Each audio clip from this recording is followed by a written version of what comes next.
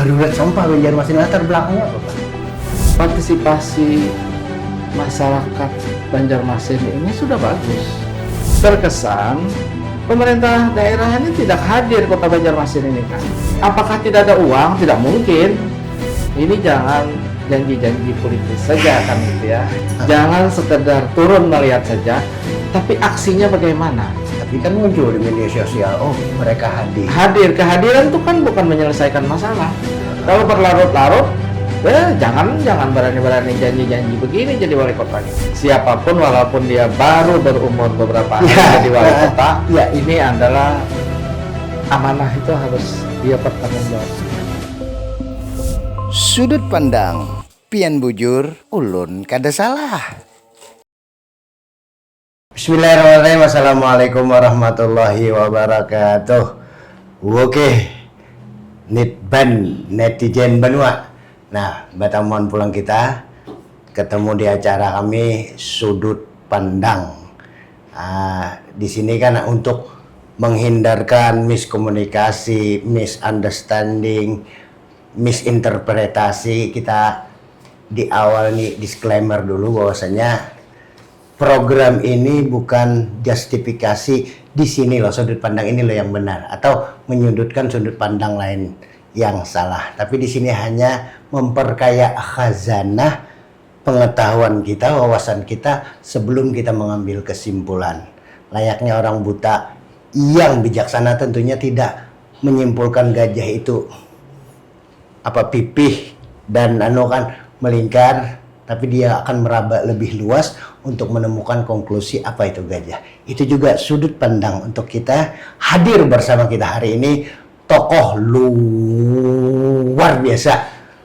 Kalau dalam bahasa Inggrisnya luar biasa banget. Luar biasa banget ini artinya beliau ini selain dikenal di akademisi, beliau pemerhati sosial politik, pemerhati kebijakan publik, dan tujuan beliau adalah ingin memajukan Provinsi Kalimantan Selatan, terutama kota yang tempat kita ini, yaitu kota Banjarmasin. Ini hadir bersama kita Bapak Dr. Murjani SHMH. Assalamualaikum Pak. Waalaikumsalam. Kayak Pak, kabar Bian? Bagus, alhamdulillah. Alhamdulillah. Tadi dari mana menuju ke sininya? Dari Banjarmasin. Pian Banjarmasin. Di mana? Di Jalan Pangeran Antasari. Oh, kira Pangeran Antasari ya, Jalan Pangeran Antasari. Nah, kita langsung aja ke topik pembahasan kita. Kalau kota Banjarmasin tentu jurang tuh konflik lah, masalahnya banyak. Iya. Dari turun temurun dari generasi ke generasi, masalah itu tentu selalu ada. Bahkan dari era baru, eranya Bapak Yamin dan Muhammad Yamin dan Ananda. Dan tentu ada sisa-sisa PR yang dari Bapak Ibnu Sina mungkin yang masih terus harus dibenahi oleh Bapak Yamin Ananda. Kalau dari sudut pandang sampean, apa sih secara umum dulu masalah-masalah yang perlu sebenarnya dipikirkan bersama untuk dituntaskan, dan apa prioritas masalah saat ini di Banjarmasin? Ya, terima kasih. Prioritas utama yang harus kita tuntaskan di Banjarmasin yang sekarang isunya ini adalah sangat berhubungan dengan kegelisahan masyarakat. Oh, sampah. Artinya masalah persampahan. Iya. Tunggu. Pian jelaskan dulu latar belakang jadi sampah ini. Ada istilah di masyarakat tuh darurat sampah Banjarmasin. Latar belakangnya apa, Pak? Darurat sampah ini kalau kita lihat latar belakangnya, ini kan ada beberapa poin. Pertama, ini kan sampah ini sudah yang menjadi objeknya kan gitu ya. Iya. Sampah. Tapi di hubungannya ini kan kalau kita kaitkan dengan sosiologi dan kesehatan. Iya. Sosiologi ini adalah kan bicara soal masyarakatnya. Makanya dalam banyak teori yang mengatakan kayak Max Weber,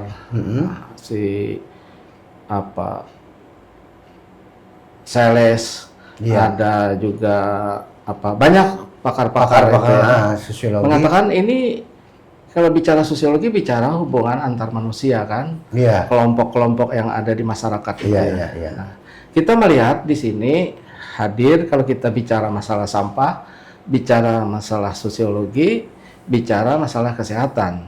Artinya bahwa bicara sosiologi ini bicarakan masalah soal masyarakat. Iya. Soal masyarakat ini tentu di sini ada hubungannya dengan masalah sosial tadi. Dan di sini juga harus ada hadir pemerintah kan di sini, pemerintah daerah.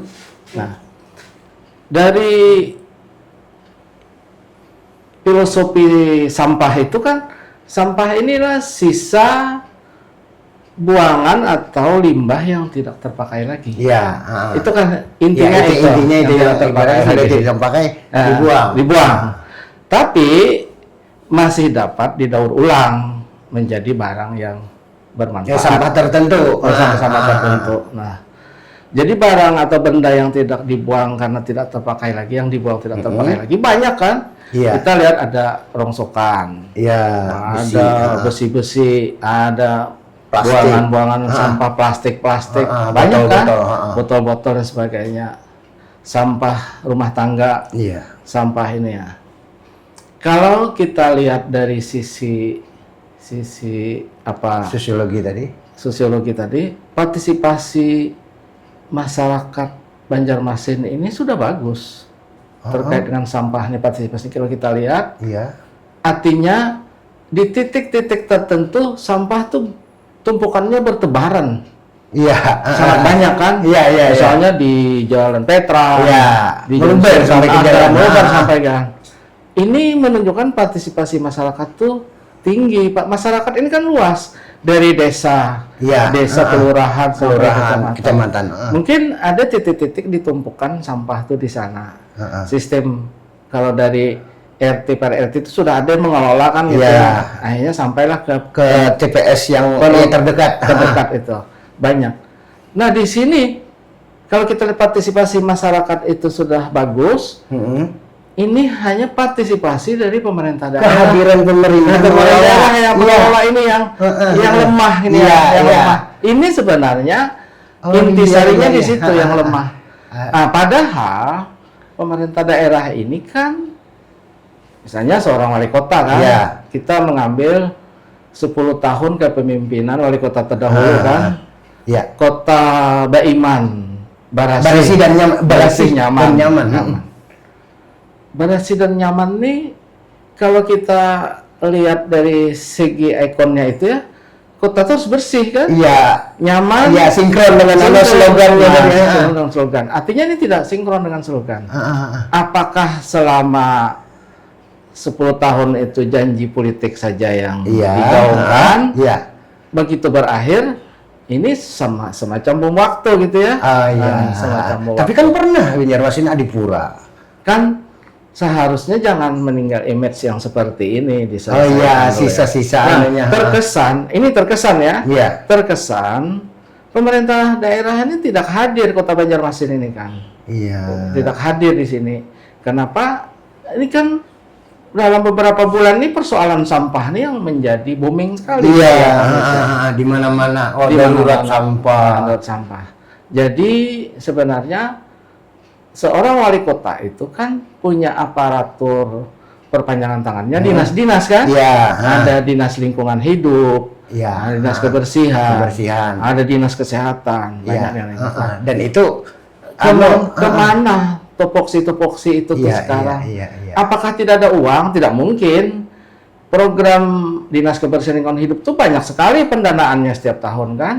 Nah sekarang ini persoalan sampah ini seharusnya tidak ada bertumpuk-tumpuk di pinggir-pinggir jalan itu. Setiap jam-jam tertentu selesai diangkut. Kemana tempat pembuangan akhirnya? Gitu. Ya. Ini persoalannya. Tapi kan pembuangan akhirnya Basiri belum bisa difungsikan. Itu kan sebenarnya alasan yang sangat tidak terlalu masuk akal kan gitu ya.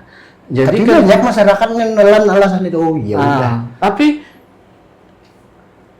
di kota-kota besar lainnya persoalan sampah itu kan pasti bisa diatasi kan. Iya. Seperti Jakarta, Bandung, apa kan itu padatnya sebenarnya. Jakarta kan. Maka dari itu saya tuh punya pemikiran, saatnya di kepemimpinan gubernur yang baru ini, Gubernur ya, Pak Haji Muhyiddin dan Hasno Riyadi ini membuat terobosan sebagai tempat pembuangan sampah yang mengayomi Kalimantan Selatan. Oh. Entah cari posisi tanahnya yang sangat luas sekali, yang strategis. Jadi kalau ada darurat sampah dimanapun, silahkan masuk ke Tapi sana. dari aspek prioritas Bang, kan sekarang kayak pembangunan stadion kan, habis itu mungkin embung-embung untuk menampung air dan lain sebagainya. Skala prioritasnya untuk sampah ini seberapa? Apa memang lebih prioritas sampah? Prioritas sampahnya sangat karena ini berhubungan sekali. Saya tadi menyinggung soal kesehatan kan. Iya. Soal kesehatan. Ya jelas. Nah, Tumpukan sampah Jadi- sumber penyakit. jadi kan supaya sinergitas antara program-program di kesehatan itu juga nyambung dengan ini. Kesehatan itu kan sudah banyak program penyuluhan, program PHBS, perilaku hidup bersih dan sehat, dan sebagainya. Sampai ada stiker-stikernya Iya, di di mana-mana. Artinya tingkat pemahaman masyarakat kita itu sudah presentasinya itu sudah meningkat terus, sudah meningkat sudah terus. mulai paham. Tingkat kesadarannya, Iya. tapi tingkat kemandirian itu masih Iya, perlu pengayoman, pengawasan, dorongan lah dari pemerintah. Jadi masyarakat tuh pada intinya dia paham masalah sampah ini kan pada akhirnya kan berdampak pada lingkungan yang tidak bagus, udara, penyakit, tersumbatnya air. Tapi sebagian melakukan aksi itu dengan apa yang sesuai diadvokasi oleh pihak-pihak penyuluh misalnya, dia melakukan. Kalau dia tuh melakukan pemilahan sampah, membuang sampah kering, sampah basah dipisah dan sebagainya gitu ya, pada intinya minimal dia dalam keluarganya sendiri. Iya, dari rumah dulu. Itu ya yang disebut dengan kesadaran kemandirian. Oh iya, bukan kolektif lah, keluarga dulu. Keluarga. Kalau dia hanya paham saja, mengerti, tapi tidak melakukan aksi, itu belum mandiri lagi. Iya. Ini kan Sampai di kepala aja ya. Sampai di kepala saja. Iya. Nah, jadi kan yang namanya bicara masalah sosiologi tadi, bicara soal sosial masyarakat, kehidupan masyarakat, interaksi antar manusia satu sama lain, bicara manusia dengan manusia dan manusia dengan kelompok gitu ya.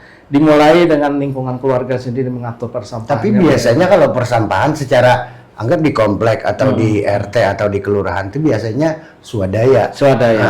Dan itu tidak termonitor oleh pemerintah yang membuang pakai gerobak sendiri, tagihan-tagihan sendiri. Justru di situ yang tidak terawasi, kadang-kadang buangnya jam berapa, melobir ke jalan, itu gimana cara menghadirkan Justru yang swadaya itulah partisipasi masyarakat tinggi. Partisipasinya tinggi itu ya. Tingkat partisipasinya tinggi.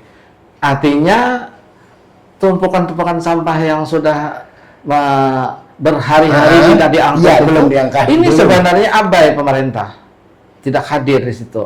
Seharusnya itu segera diatasi itu ya.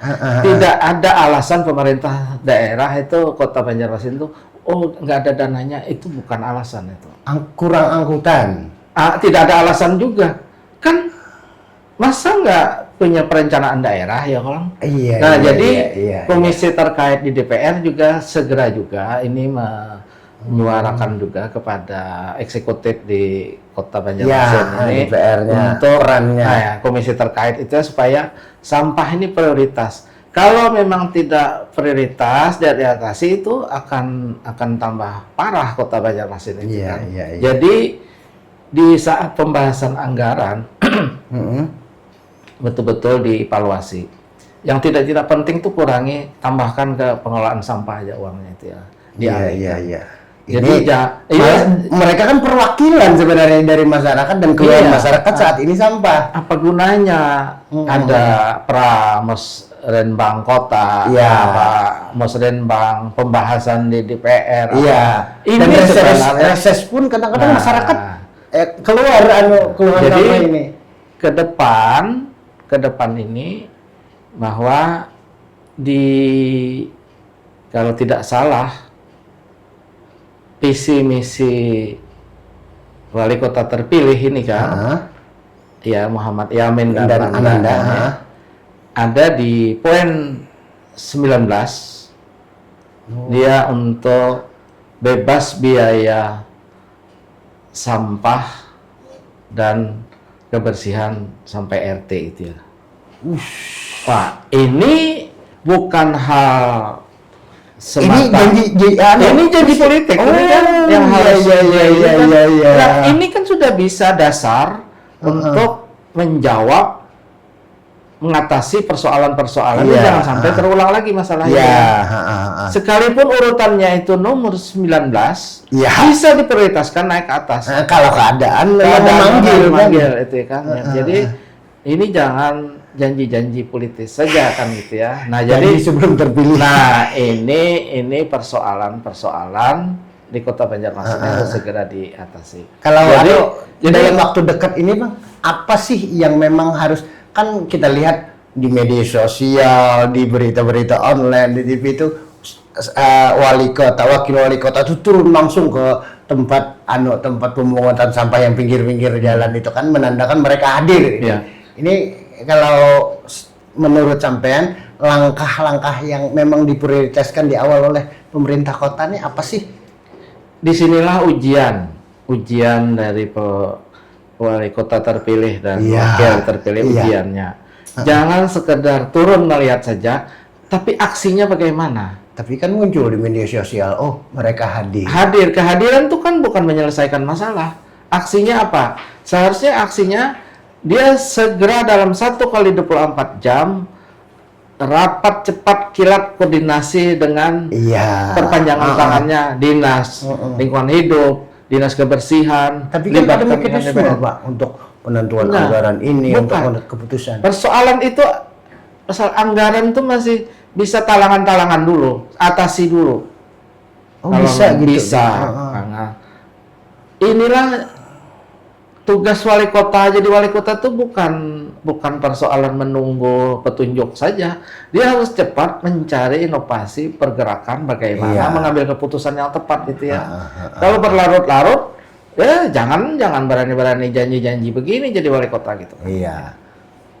Artinya, nah ini jujur netizen Benua, karena kita kurang juga sih wawasannya, tidak membaca visi misi itu sampai ternyata di urutan 19 itu tercantum masalah pengelolaan sampah ini, dan ini satu janji politik yang mungkin bisa kita tagih ke pemerintah yang ada kan.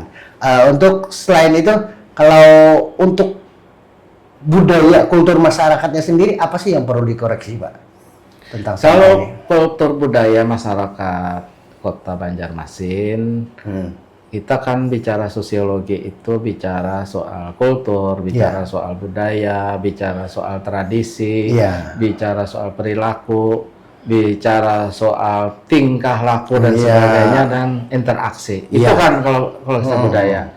Yang namanya budaya kita ini tadi kan sudah di awal sudah saya sampaikan, tingkat partisipasi pemahaman masyarakat Kota Banjarmasin itu sudah tumbuh. Sudah mulai terbuka, bagus. Buktinya apa? Partisipasi tadi kan ada swadaya masalah sampah di tingkat sampah RT. Tidak menumpuk di RT sudah. Padahal swadaya itu kan dia bayar satu rumah berapa ada iuran. Jadi di tingkat yang paling kecil itu sudah bagus, sudah bersih. Jadi dia sampai ke penumpukan di mana pembuangan di sana. Akhirnya di tempat pembuangan sementara kan bertumpuklah melebar. Nah, di sini yang kita maksud tadi, kok pemerintah tidak hadir di daerah. Kurang lah. Seharusnya di situ dalam 1x24 jam tidak boleh sampah itu terdiam gitu kan. Subuh tuh harus diangkut semua. Apalagi dekat-dekat sampah itu kan misalnya ada kesian kalau ada sekolahan, anak-anak sekolah. Pas ada perumahan. Kesian. Ini baunya yang tidak sedap. Ada genangan air itu dan genangannya bau. Genangan air. Itu aspal kayak genangan air itu bukan hanya masalah apa. Tadi kan saya bicara soal kesehatan. itu bisa menjadi sarang nyamuk yang berakibat nanti demam Oh, berdarah, iya, malaria iya, kan, betul. juga masalah anak-anak pernapasan Pernapasan, terganggu dan sebagainya, banyak ada iritasi mata dan sebagainya. Nanti kalau ada, ya siapa tahu nanti orang coba-coba nanti membakar sampah di daerah-daerah situ karena sampahnya numpuk banyak. Iya. Itu tambah berbahaya, itu pencemaran udaranya bisa gas beracun yang keluar itu kan gitu ya.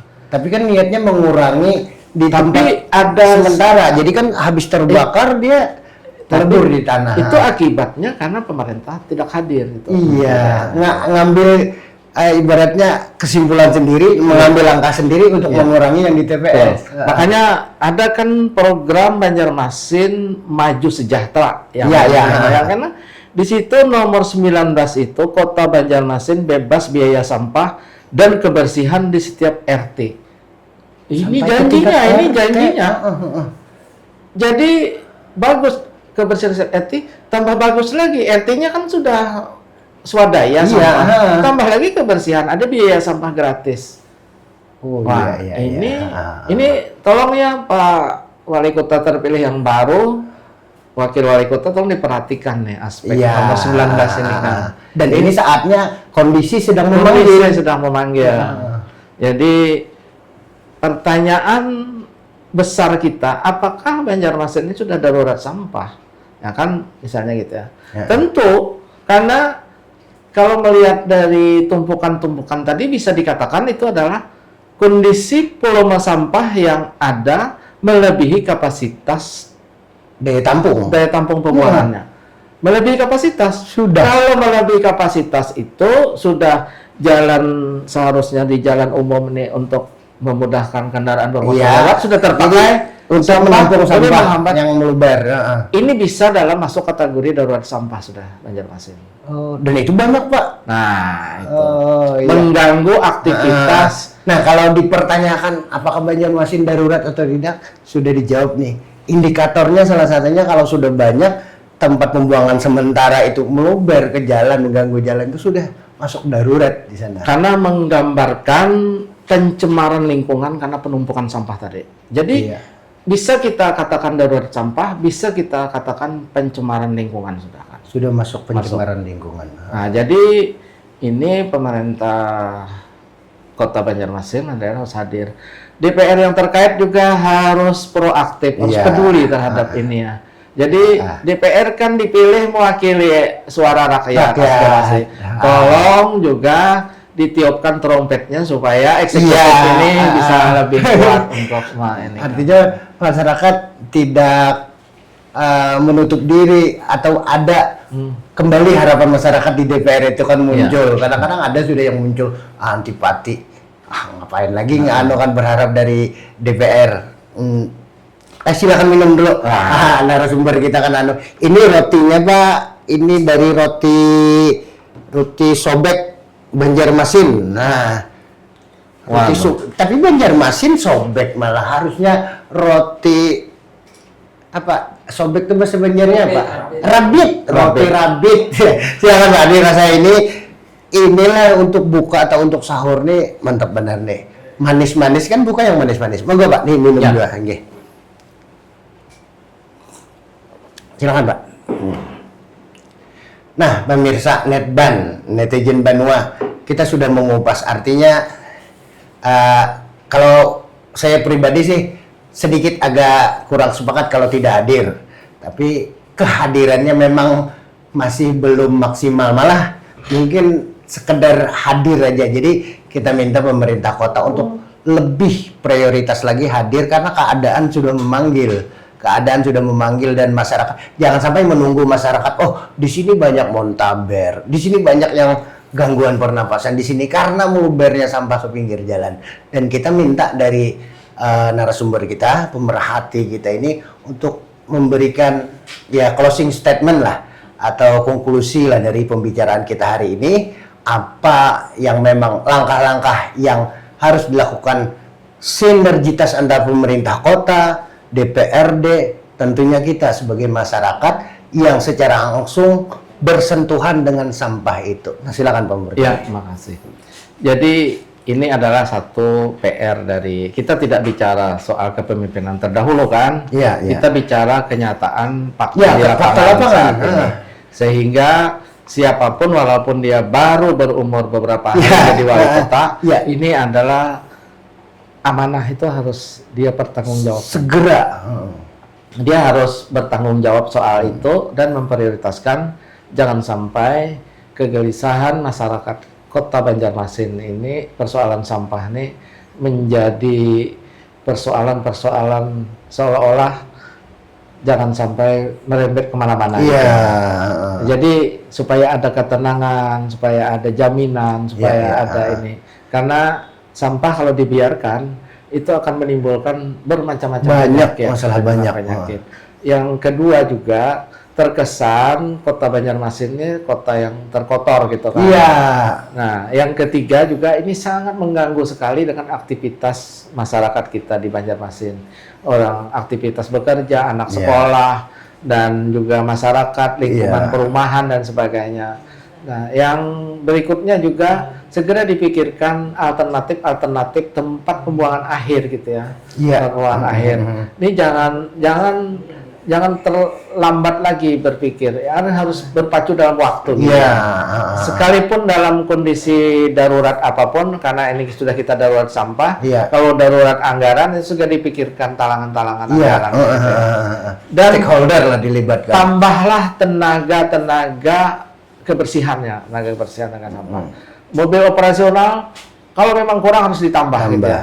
Tidak ada alasan mudah. Kan kalau mau mobil dealer tuh kirim terus, nanti yang penting pemerintah daerah berjanji kan bayar gitu. Iya.